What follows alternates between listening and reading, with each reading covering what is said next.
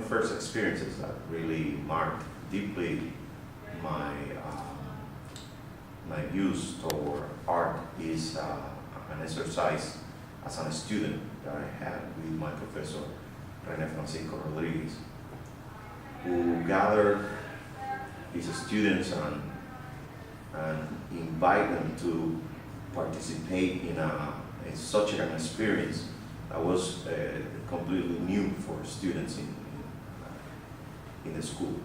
And that was, he brought us to this old house in Old Havana. And his idea that somehow we built together, because that was part of also of his project, that the student collaborated with the professor, and the professor, obviously give these new tools to his students. And the work consisted in going to this old building in Old Havana and start asking to the neighbors of the building what they need for their life to make their life better. And obviously the first things that these families ask is for material things. They need a TV set, a refrigerator, things like that. Obviously we were not able to afford those devices, because ourselves we didn't have that. But instead we told them that we can provide them with cabinets, to store their food, to repair a window, to make a painting that they want, things that we can actually build with our own hands. And obviously this was amazing, because then they started asking for things that they value. And I remember, and I always mention this particular experience because there is this family who their father had died, I don't know, maybe 2 or 3 years earlier. And they told us, her daughter told us that, his daughter told us that, her daughter told us that he always, he was a chess player, and he liked chess a lot. But he always dreamed with the idea to play with the best chess player that Cuba ever had. But that was not possible, because that chess player is Capablanca, who they didn't coincide in time, But anyway, it was kind of a dream. I wish I could have played with this guy, And when she's telling that story to us, we realized that we can make that possible through a painting, And obviously we asked her for images of her grandfather, her father, and then we found the images of Capablanca. And then we put them together to play chess. We did a big painting that today they still display in their house, very proud of that moment. And so I'm telling you this story because my formation in that sense is that's my base. That was somehow to provide some kind of happiness to other people through this exercise that Rene Francisco introduced early in our heads, And most of the neighbors, they were kind of asking similar things, paintings of like, birds in their house, things like that makes them really happy, a cabinet to store some food, a party, a birthday party for the little one of the house. We were trying to provide as much as we could, with our means. And so for me, that experience was a lot.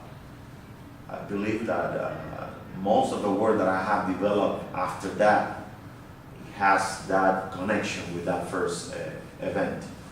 And after that, I remember that Rene, he left Cuba for a period of time, so he was not our teacher. I mean, he quit being our teacher.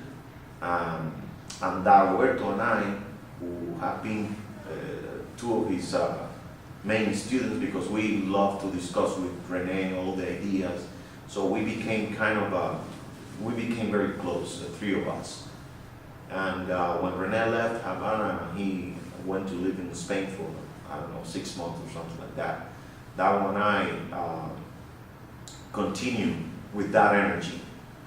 And without knowing that we were producing a work in collaboration, because that was very natural, the way we started. We didn't decide, let's work together.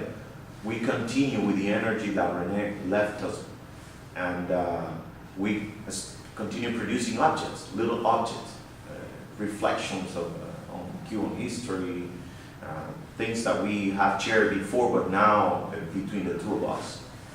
And so there is a moment in which we have a body of work, not many works, but a body of work. And I remember that I told to Dago, we've been working together without knowing that we are producing a body of work that we can actually exhibit at some point, somewhere. I remember that Dago told me, but where are we going to exhibit something like that? Because as a student, it was very difficult to find a place, especially galleries, because it's mostly for people who are already graduate and started some kind of a career.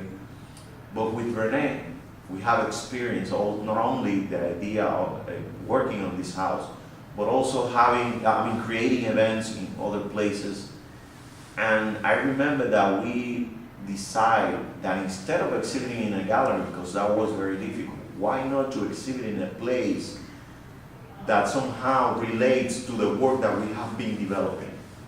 The work we have been developing is made out of wood, using cigar leaves, elements that comes from the cigar industry. And we decided, why not to exhibit this in the cigar factory? And you can see the relationship of us going to this old house and, build all this stuff for the inhabitants of the building. So now we are doing this in a factory, and we are somehow returning in the terms of an object, all the information that we have received previously from the cigar industry. And the cigar industry in Cuba is related to the independence war, is related to the Cuban history. It's rooted in the Cuban history very profoundly, especially because, Martí, his first speeches were addressed to the cigar laborers who helped him to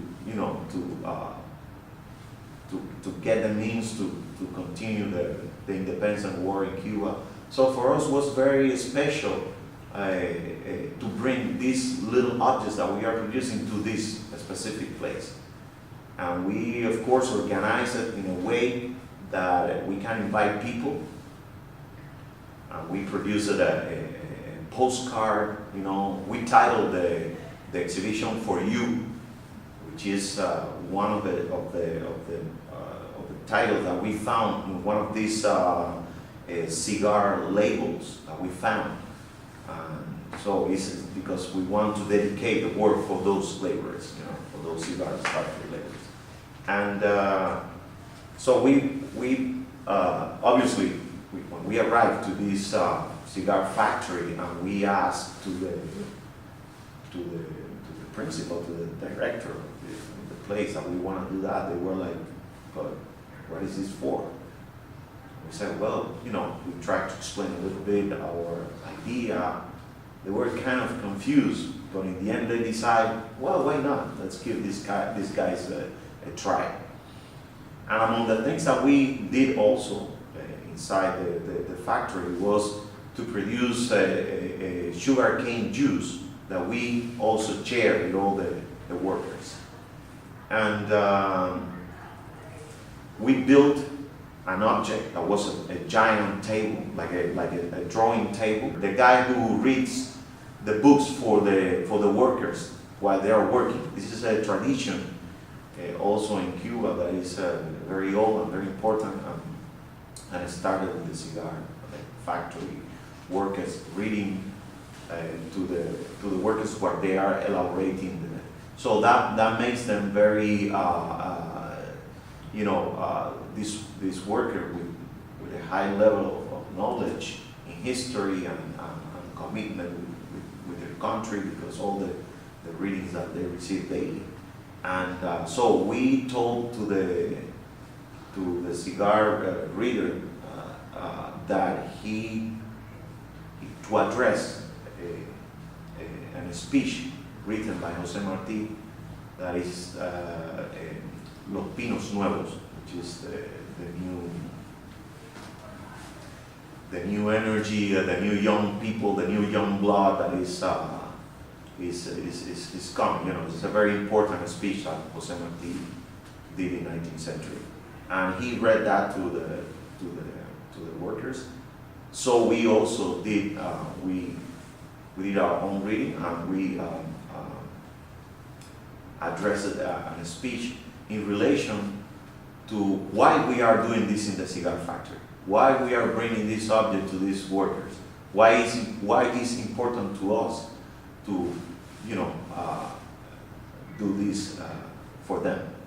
And in the end, they, I don't know if you are familiar with that, but the cigars workers, when you finish on a speech, they have this tool where they use to cut the leaves. It's kind of a knife. It's beautiful.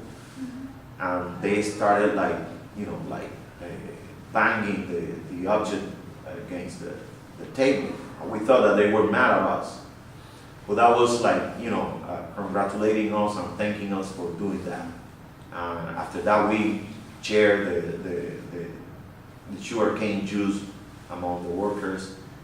And I didn't tell you this other part, which is we were so afraid of inviting people to witness that, because we felt that we were not that prepared.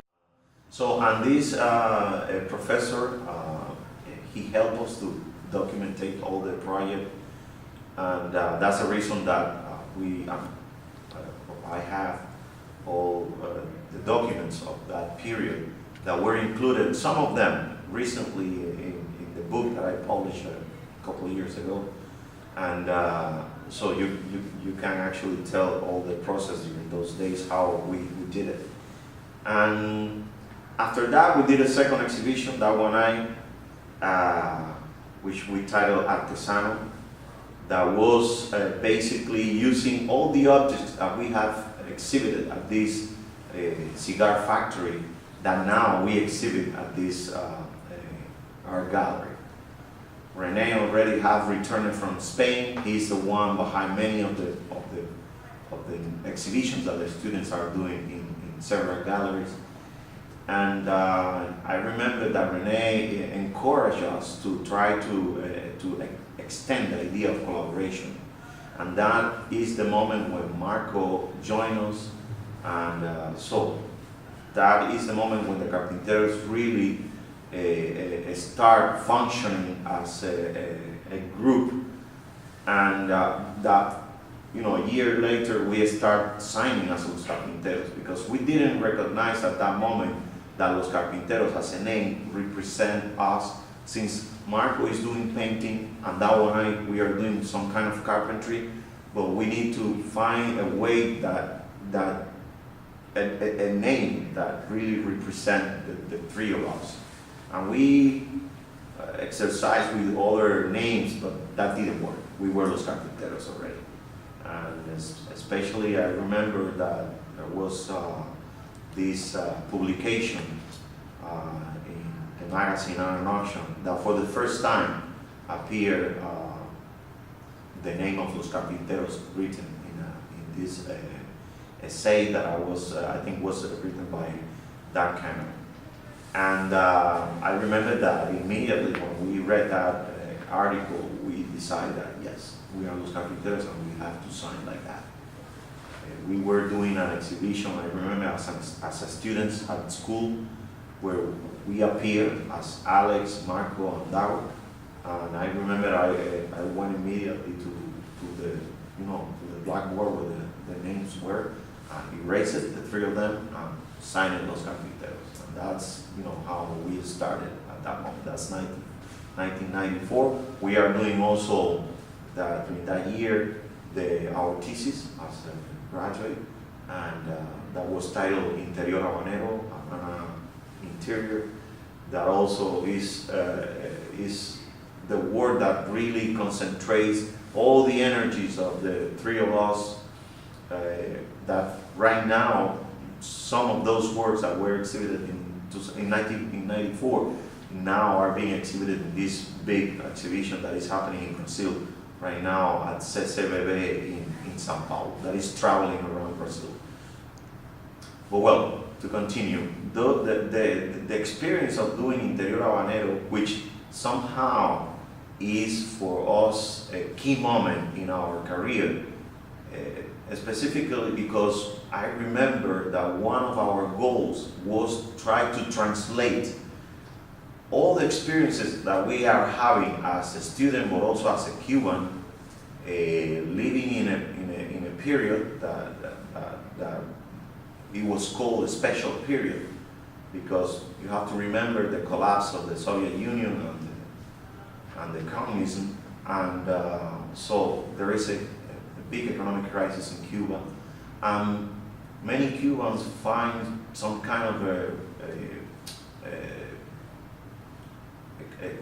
a comfort zone to console ourselves of our situation in referring daily how was life in the past.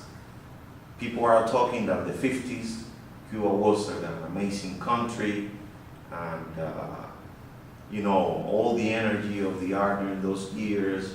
People daily are referring to that.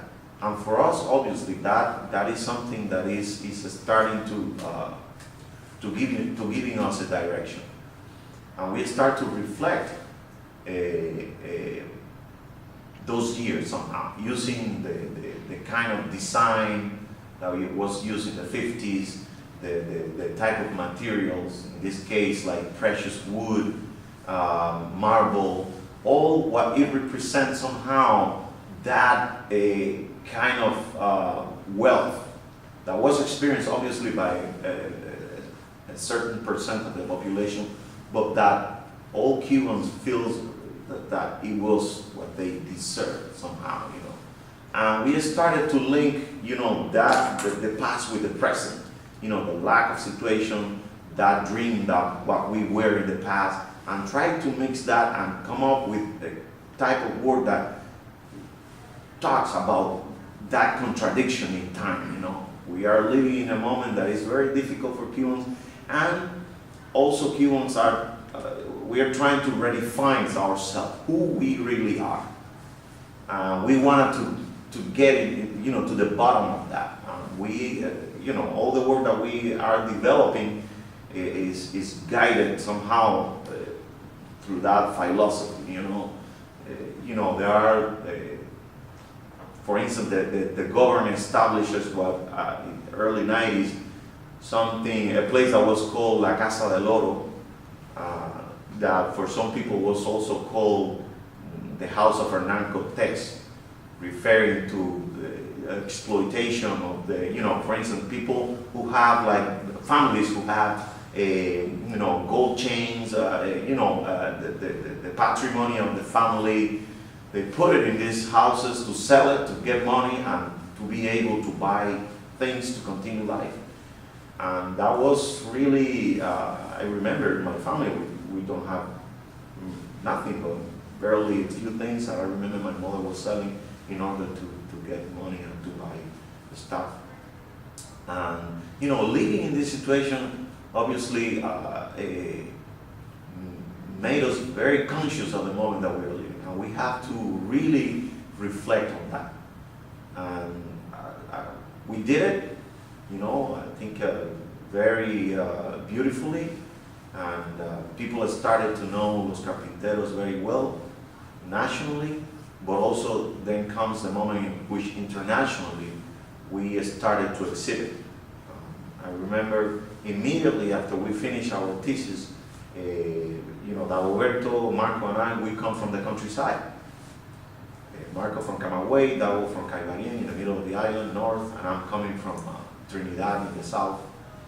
And we have to return to our places because we don't have a house in Havana. Luckily, Dagoberto have a girlfriend who lives in Havana, and so he somehow settled in her house with the family, a place where we actually used to continue elaborating our works because that was the only place. My uncle, who lives in Havana, also gave me shelter for a period of time, which I really appreciate. And Marco, since Marco is a year younger than us, he was still able to maintain his residence at school. He wasn't given the title of graduate because he still needs one more year at school, so that gives him some time to still, live in the school and all that.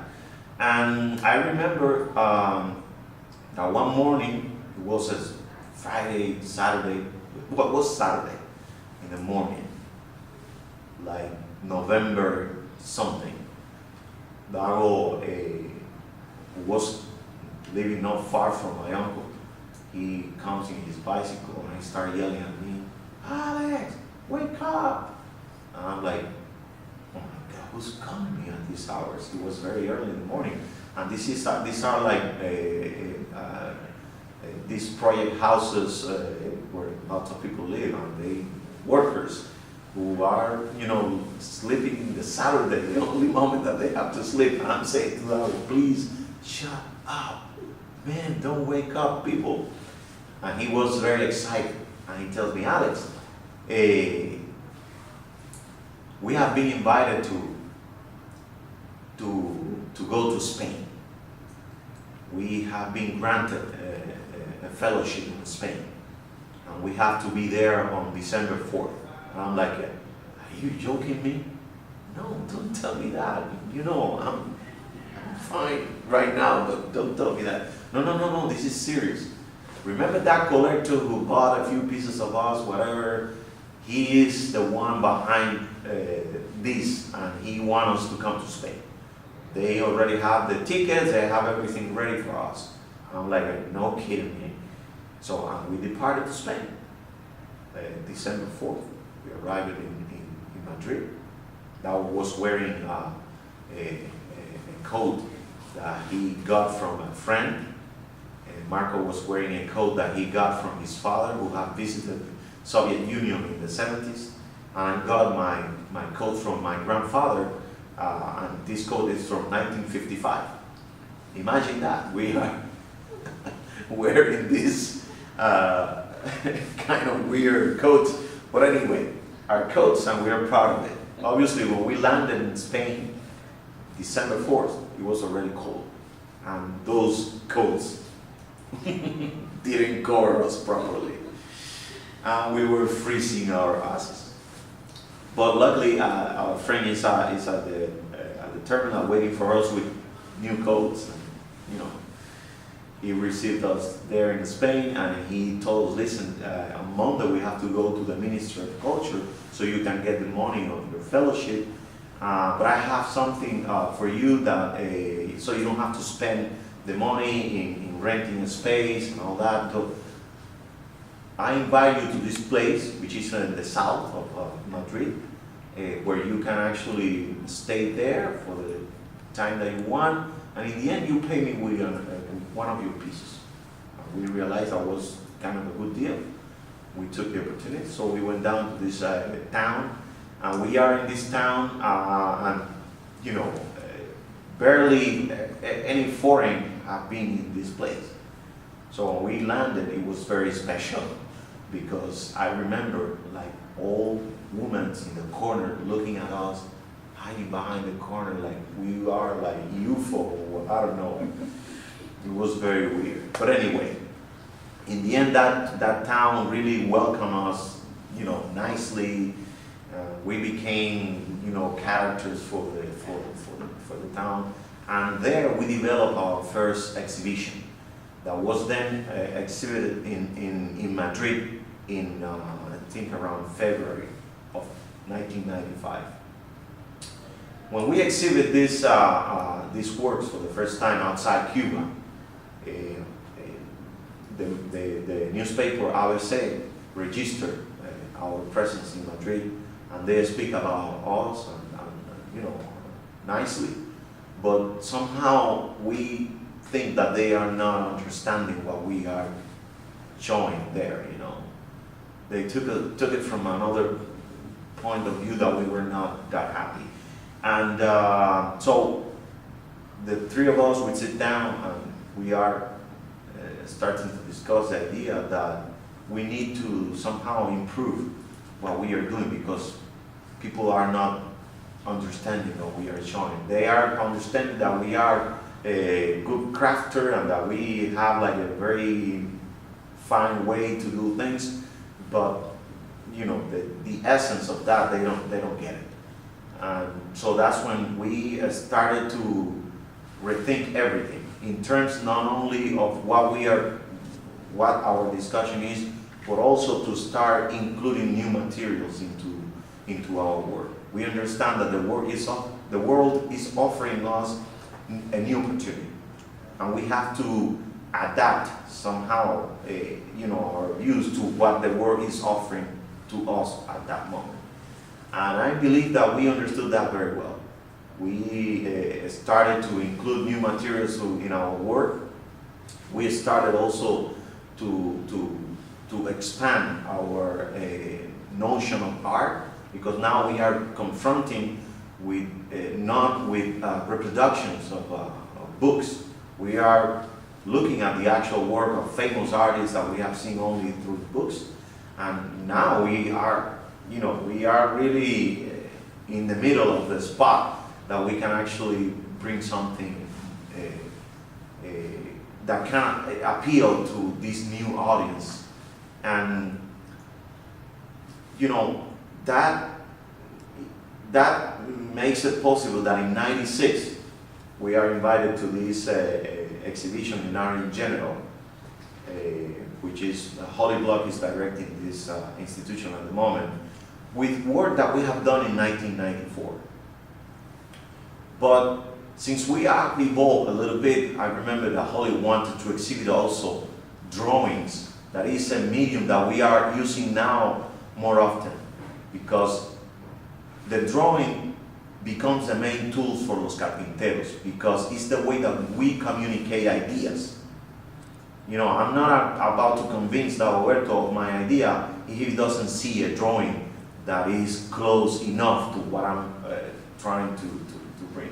So we start to exhibit those drawings very often in group exhibitions, in solo exhibitions, but more and more people start demanding this way of presenting our work nationally and internationally, and it became you know, I believe the main tool of los carpinteros, besides all the work, you know, the sculptures and the installations that we are doing.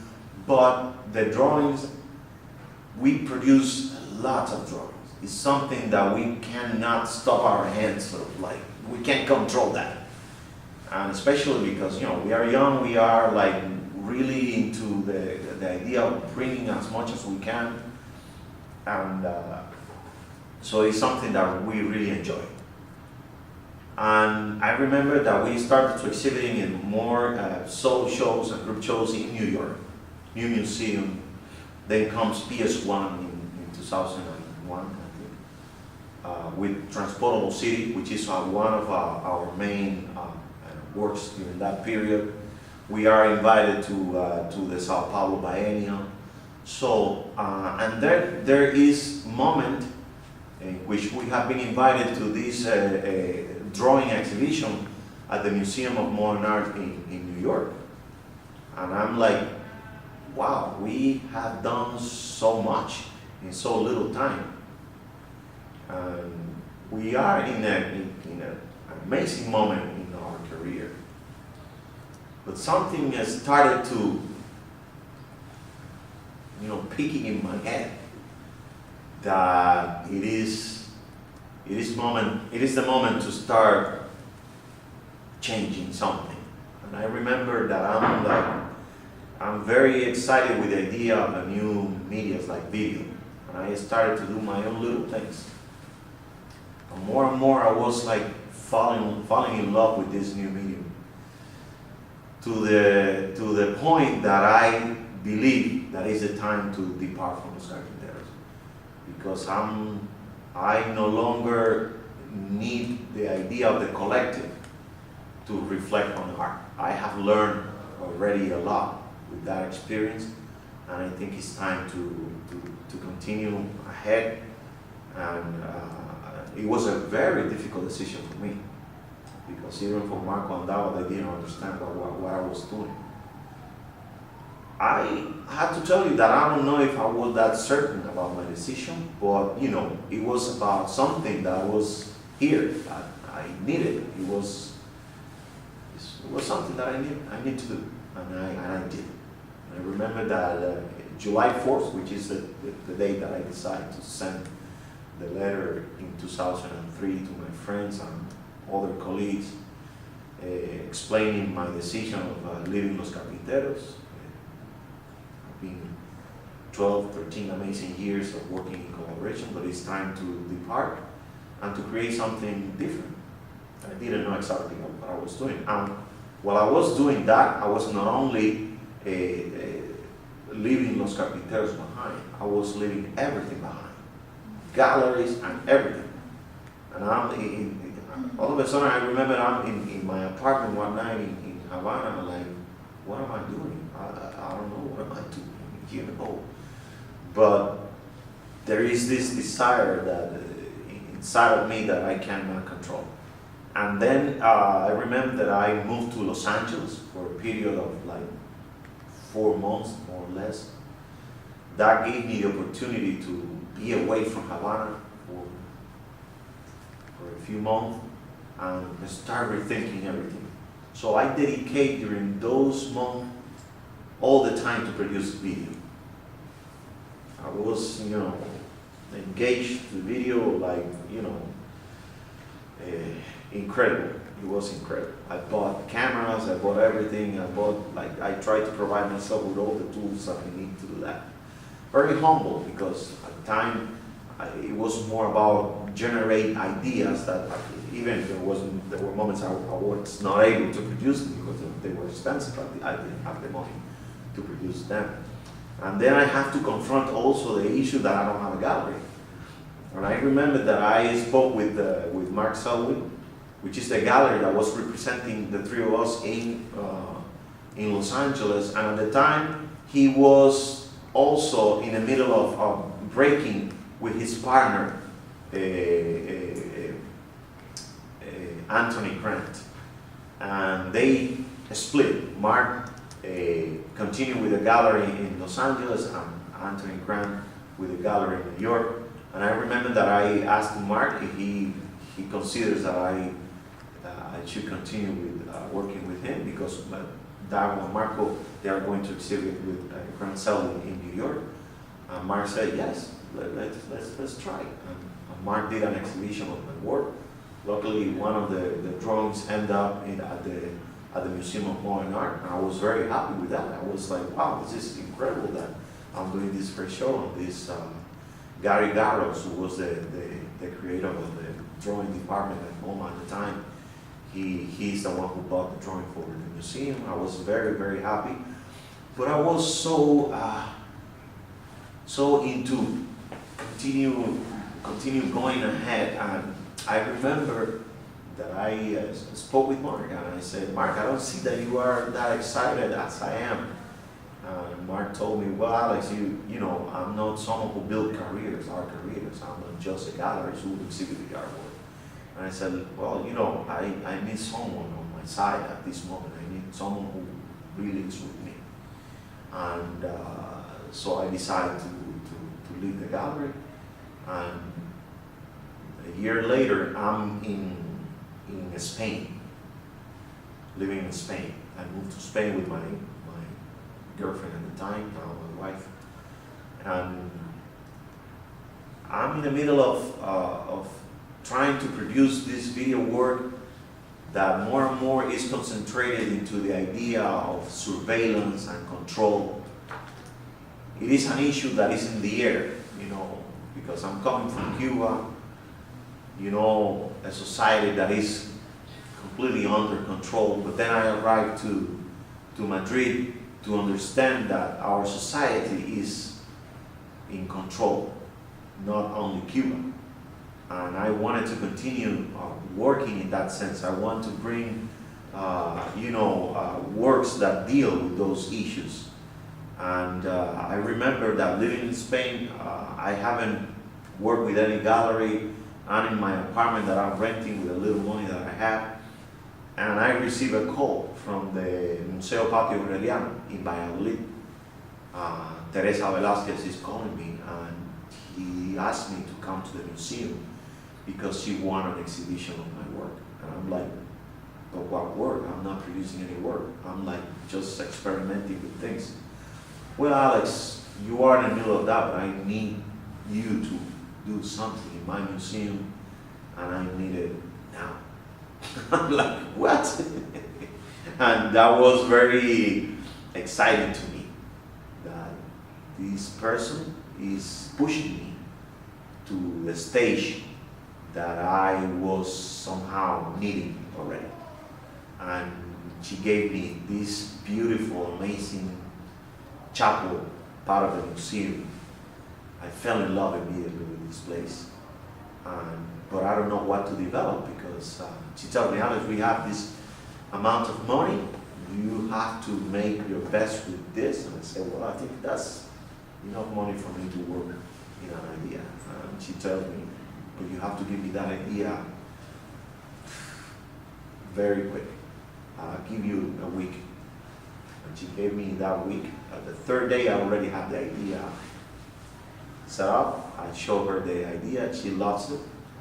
And I'm trying to somehow relate my work with the idea of the museum, and how surveillance also play a big role in the museum, and trying to come up with something that relates to my personal experience as a Cuban, as an artist, as a person that is living in a new country. I'm trying to combine all that. And that's when I come up with the idea of perpetual free entrance, with this big stadium that is trying to, develop this idea of surveillance, but also how to occupy the museum, and how the artwork is the main element or the link between the spectator, the museum, and the people, and the artists. And from that moment on, I start gaining a lot more confidence about this new stage in which I am at this moment. Because obviously I have my own doubts about myself. I know that I'm not I have my gift, but they can reach to a certain extent. In the past, I have met a lot of curators and people, but I actually haven't exploited the fact that I know them, because I felt that I have to build a work before confronting again these curators and people in the art world. But then after the project of Patio Aureliano, I felt that I was stronger, that I'm able now to show my work to other people and try to encourage them to exhibit, whatever. But I was very lucky, because I'm in the middle of that, and I received the next call, which is the gallery Casado Santa Paula, which is opening a gallery for the first time. And they called me and they told me that they would like to exhibit my work. And I told them, well, I don't know who you are, but you are very interested in what I do. I don't know what you have seen. We have seen some, and we are very interested in what you do. So I was exhibiting with them for the first time. What they initially they were planning to do a group exhibition, but then they convinced me to do a solo exhibition. That solo exhibition went extremely well. In terms of like collectors were very interested in what I was doing, and the gallery sold the entire show, and I was like, wow, I cannot believe that this is happening. Obviously, that gave me more confidence, and then I started to develop a work that is more ambitious, that is more, in terms of production, more risky, more, but it's a work that is trying to make a commentary on my personal experience, how myself is evolving in the middle of all this situation. Now I understand that I'm no longer part of a group, and because 3 years later that I have exited the group, I still continue saying we. And I remember that I'm talking to people, and people are asking me, well, why you say we? And I said, well, I'm sorry, because the we was embedded in me. I took very seriously the idea of producing art in collaboration, to the extent that I was not able to get rid of the we and talk about I. It was very difficult for me to talk about I, Alexandre Arrechea. I could not believe that, But well, there is a moment in which I understand the I rather than the we. And that's when I created the project White Corner, which is this confrontation that I have with myself, holding a baton on one side, holding the machete on the other side. It is very reference, but also always connected through history to personal relationship with Dagoberto. Who I am we, or am I, and that started to obviously give to my work a new sense. I'm dealing with surveillance, but now I'm not under surveillance to myself. I'm controlling myself. And see to what extent and from there I started to develop more works that are related with displacement, history, my personal experience with traveling to different countries, being more closer now to other artists. All that for me was essential to somehow to believe that now I have to do a new jump. That is to understand public artwork.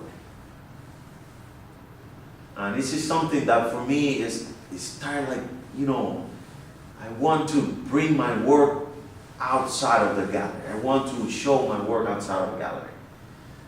So I had this experience in Havana that also is one of the main projects, and unfortunately I didn't talk about that project the day before yesterday because it is a lot. But this particular project, which is trying to understand the collective experience and how the individual can affect certain collective experience. And what I did with this particular project is I invite 2 basketball teams of my neighborhood in Havana, because I go back and forth from Havana and Spain these days, and I invite them to do a game. And the reward was a box of beers. So they were really happy that, So while they were playing, I was recording all what was happening on the backboard, the hoops. I was focusing on that direction. And all the recordings of that game, I edited, and I organized an event in which the main goal was to invite the players, but also the art world, but also the neighbors that surrounds the area where that game happened. I was given the opportunity to enter to the actual basketball court certain amount of people, because this was part of a school and they didn't want to everybody be inside of the school. But people who were not able to enter, they were in the outside area of the basketball court behind the fence looking at the event. And the event was very simple. I invite my friend Raul Cordero, who is at the time also playing with DJ and all that. So he was in charge of the sound. And the sound that I used for the event was the sound of the players, you know, what was happening during the game. Their voices, what they were screaming, you know, the plays, all that. And I took off the actual backboard and placed screens on both sides, you know. And I did projections of the ball entering to the hoops, but virtually, you know, this is a projection. But people who are invited, they are all in the middle of the basketball court. They are witnessing this experience, the noises, everything, the result of the game, but they are unable to change anything. This already happened, and you are not able to change the result of that game. You are part of that game now, but in a way of being someone who is not able to actually change anything. That somehow for me was a reflection about the society which I'm living at that moment. We are witnessing a society that is a troubled society. A lot of things are happening. People are willing to do whatever they can to change what is happening, but they are unable to do it. We don't have the right tools to do it. And for me, that work is essential because it contains all the elements that I'm going to continue to develop them, you know, which is performance, which is installation, video, sound, public art, space, all those elements that I'm going to develop later in other works but for me, that specific work was like some kind of my school, the exercise who is going to provide me with the strength to really confront later these other works. But I fell in love with the idea of exhibiting work in public spaces. And I started to develop more and more ideas that develop, or the idea of confronting the public.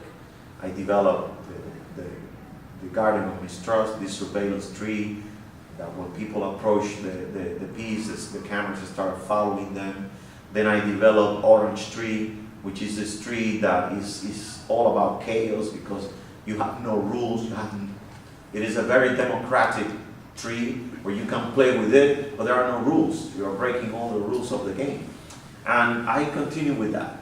So I start to exhibit more often in New York, 2005, 7, 8. And I remember the gallery that I was working with at the time, I have developed a few exhibitions with them, tell me that why not to exhibit something outdoors in New York. And they invite me to present a proposal for the Park Avenue Committee, who received yearly a proposal from artists from all over the world to exhibit in this promenade in New York. Well, I was very skeptical about the idea of being able to exhibit there, but I thought that, well, it was a great possibility, why not to try? But obviously, when I'm organizing my idea, it's like, what I'm going to show in New York, because this is a place that, and I started to study Park Avenue, what have been exhibited before, and I wasn't that happy, because I didn't feel that my work belonged to that place. It was more about to exhibit a big piece, but what would be the issue, what I'm going to be talking about. But so far I have developed already ideas in relation to architecture. My ideas related to space is something that more and more, with the garden of mistrust, pieces that, create this confrontation with the space, where to hide, where to be. That for me to contemplate the place where the work is exhibited is basic. It is important to understand where you are exhibiting your work, because your work is going to be in dialogue with that place. It's not to bring something and to put it there that people will feel like, well, this doesn't represent me. And it's not about that you have to create something that represents people, because who cares, you know. But in my case, for me, it's important that people recognize that that something that I'm going to put there is for them, is inspiring them, and is about to put them in a way that they can reflect about their surroundings, that they can look at their surroundings now after that work in a different way. And also, I have to contemplate when I'm doing this work that I'm not a New Yorker, that I'm completely foreign. But that gives me something that is good, that I don't have that bond that a New Yorker has. I can look at it in a different way. I don't care if it's good or bad, but someone is giving me this opportunity because I've been granted to exhibit the work already in this place, and I'm very excited, very scared at the same time. I'm already doing something that is going to be meaningful for someone. And I remember that when elaborating my idea, I tried to use buildings that are on Park Avenue. That when you are looking at my sculpture, you can relate my sculpture with the building that is behind. I'm using the top, the top of every building, not every building, some of the buildings are on Park Avenue, and in some other areas, like Empire State or the courthouse, or the courthouse, of course, the Cherry Netherlands buildings that are not specifically on Park Avenue, like the Sigurnese or the Hemsley buildings that are, meaningful for people who live in Park Avenue.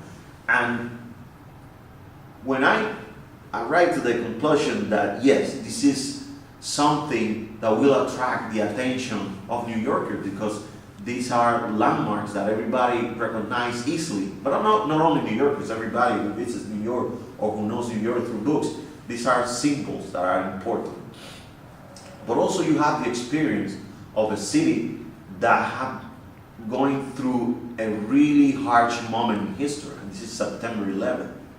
So architecture now, plays not only the role of being the place where people live, but it's also very symbolic in the sense that it represents the power, the achievement of a society that is being now threatened by, terrorist attacks and all that. So I'm trying to combine all these elements that I have, and I want somehow to bring the idea to this public artwork that reflects on those elements that are not visible to these buildings, So that's why, for instance, I linked some of the buildings to the fire hose, this element that is present in every building, but it's not, visually, something that is key in every building, because in case of fire, obviously you have to use the fire hose to. But then you have the fact that New York also as a city have been somehow militarized. This idea that you don't trust the other that easily, because the other, you don't know who he is. I mean, you see now these ads in the subway that says, if you see something, say something. Now we are in a situation that you don't trust the other. So I want to reflect on that. So I created this piece of the Empire State, turn it into a pentagon, referring to the Pentagon in the States. And so then I created the traffic barrier, the courthouse, which is this building that, allowed or prohibit the entrance, and I'm trying to start to dress, these buildings with ideas that somehow are not visible, but they are there.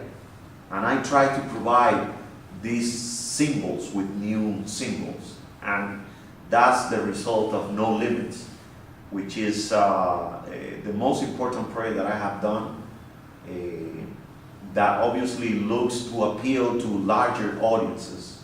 You don't necessarily need to be someone who relates to the art world. You know, are just passing by and see a reality that is being transformed, that is, you know, beautifully or not. But for me, those shapes, more than the shapes, is an attitude. And is to understand that, you know, I mean, those buildings that I remember intimidate me when I arrived to New York for the first time, that I felt this size.